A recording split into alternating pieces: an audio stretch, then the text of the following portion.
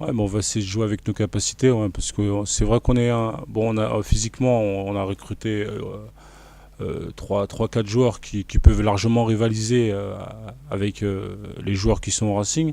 Après, c'est vrai que nous, on n'a pas de 8 comme ils ont eux, des gros 8 porteurs de balles, comme peut être Tulagi ou Cronieux, ou ce style de 8 là. Nous, c'est vrai qu'on a plus de troisième ligne coureur.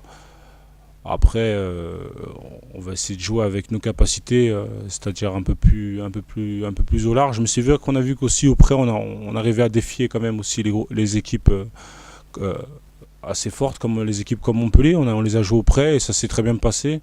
On les a pris dans leur propre jeu, ils ont été surpris. Après, nous, on va préparer ça, on va suivre les consignes des coachs et puis on va essayer de pratiquer ça au mieux.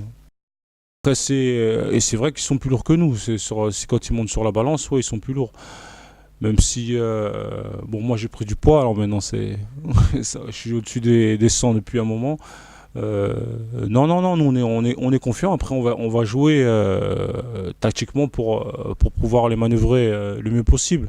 On va pas aller les chercher dans un endroit où ils vont nous attendre, quoi. On va essayer de les contourner. C'est là qu'on a plus de chances pour avancer. Alors ces 3 matchs c'est assez difficile, ces 3 matchs que j'ai commencé, c'était plus ça qui était dur que de revenir comme au début de saison. Après le début de saison, c'est pas le même contexte. Voilà, il nous manquait Giovanni Kerk. Moi, ça fait maintenant 4 ans que je suis au club. Il fallait que j'apporte quelque chose d'autre au groupe, quoi. Il fallait que je sois un leader. Voilà, là, les leaders sont revenus.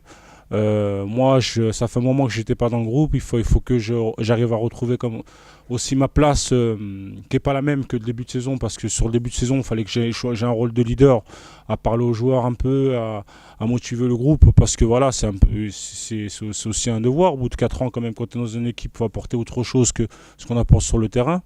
Aujourd'hui, j'ai pas besoin d'apporter ça parce qu'il y a Joe est là, et d'autres leaders sont sortis durant mes 4 mois de suspension. Euh, non, non, moi ça va aujourd'hui, je commence à me sentir un peu mieux, je suis un peu plus libéré parce que c'est vrai que j'ai eu 3 matchs quand même avec de la pression d'affilée. Là, ça commence à relâcher, je vais pouvoir relâcher un peu les jambes, un peu, pouvoir courir et moins être dans le combat. Voilà, ce que je faisais plus au début de saison. Voilà. Ce qui m'embête le plus au rugby, c'est de sanctionner mes coéquipiers. C'est ce qui me fait chier le plus. C'est ce qui me met la pression, c'est ça.